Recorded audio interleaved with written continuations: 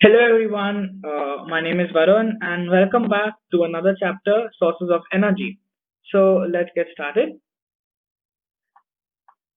So what do you mean by sources of energy? Okay, what's the first thing that comes into your mind when you hear these words? So let's break down both the words and let's see what each word means so that we can have a better understanding. Alright? So sources. Now, what does sources mean? The place where something is found or obtained. So for example, if I want gold, obviously I would have to go to a gold mine, then I would have to use some tools to get that gold, right? So that place, the place where gold is found, it is the earth crust, mine, okay? The earth crust. And energy, the power to do any work is called as energy. Let's take an example, all right? So let's say if I walk from one point to another point, I need power which comes from eating food. So obviously, if you're doing some work like running, walking, writing something, you need that power, right? That power comes from food. So that power is known as energy. That power is called energy. All right. Now, in this table, you can see types of energy sources and the source, so where it is found. But the question you should be asking yourselves is, why am I directly jumping to types of energy sources when we just started with sources of energy? Well, to find out where an energy source is located, first we have to know the type, right? So only then we can find out where it is located, where we can find these sources, right? So let's see, all right? So the first thing is light energy. Light energy is, you know what light energy is. The main source is the sun. So light. Where does light come from? Sun, right? So the main source is sun. The main place where you can find light is the sun, all right? The next thing is hydro energy or water energy. Now keep in mind the word hydro is the same as water. So hydro energy is water energy, alright? And where do you find water? Rivers, lakes, and mainly dams, okay? Keep in mind dams are the major sources for water energy. How? We'll come to know that in just a minute. And we have thermal or heat energy. Thermal is the same as heat, okay? So where can you find heat? One source, the main source is fire because fire gives out heat. How? We'll also learn that in this course, alright? Plus, we also have hot springs. Now, what are hot springs? Well, it is hot water which comes from from below the surface of the earth, and the heat of the earth heats that water when it comes out. So that's why it is known as hot springs, because hot water comes out on the earth's surface from inside the earth. All right. So these are the three main types of energy sources. We also have more energy sources like energy from biomass, which is energy from all biological products, and we also have energy from wind. But those are a bit high level to understand. So these are the three main which you have to learn and which are important. All right, let's move on. Now, how solar panels work. All right. Now, from this picture, you can see that this is a type of light energy. Why? Because solar means energy from the sun. The word solar means energy from the sun. So that means it is light energy, right? Now, how is light energy used? Obviously, I told you that energy is something we use so that we can do some work. It is the power to do some work, right? So how do we convert that light energy into some power we can use? So this picture says all that. All right. So if you see number one here, sunlight hits the solar panels and generates DC current. Now DC current is not of your level, but just imagine the sun ray falling on the solar panels. Okay. So the rays travel and they hit these blue objects, which are the solar panels. All right. Now, second, the inverter converts DC into AC. Now, don't worry about DC AC. This is too high level, but in simple words, what it does is when the light rays of the sun fall on the solar panel, this inverter will convert the light energy from the sun to electrical energy. Now, why electrical energy? Because it is that inverter is forming electrical energy because our houses can use it.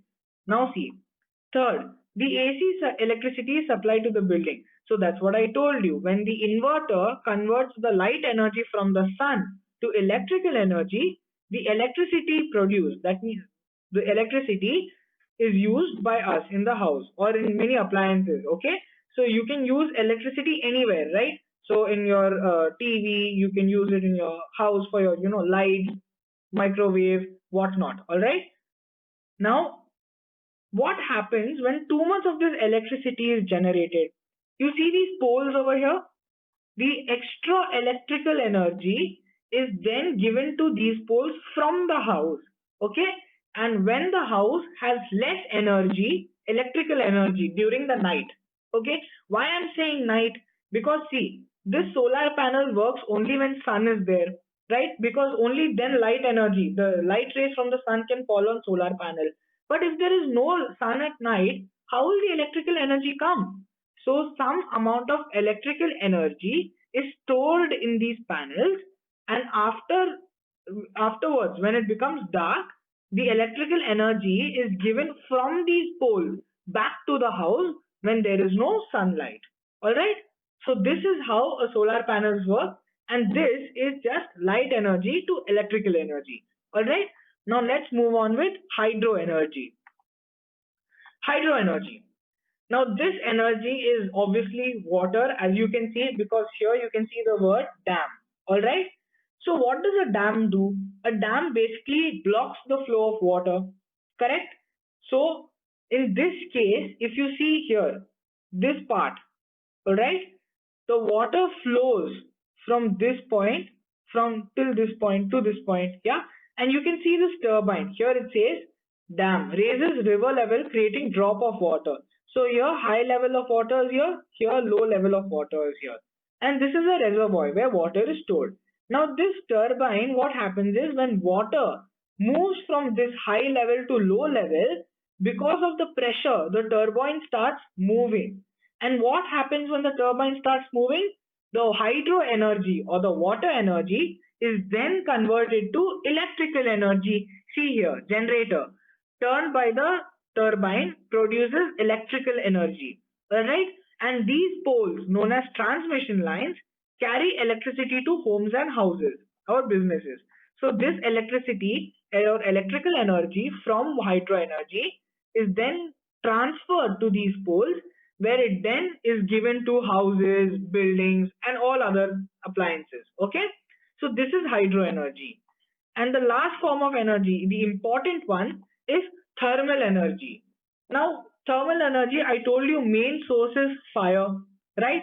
So here you can see this fire, okay, and here you can see a person heating water on a pan. Now there are three types: convection, conduction, and radiation. All right. So what happens in all three? We'll come to know. All right. And here you can see this reddish portion. That means there is that part of the pan is getting heated. How? We'll come to know through these three processes. All right. So let's see what they are. Convection. In this process, the cold fluid goes to the bottom of the pan and the warm fluid rises. This causes heat transfer as the cold liquid will now get heated. So if you see this fire, now we learned about convection.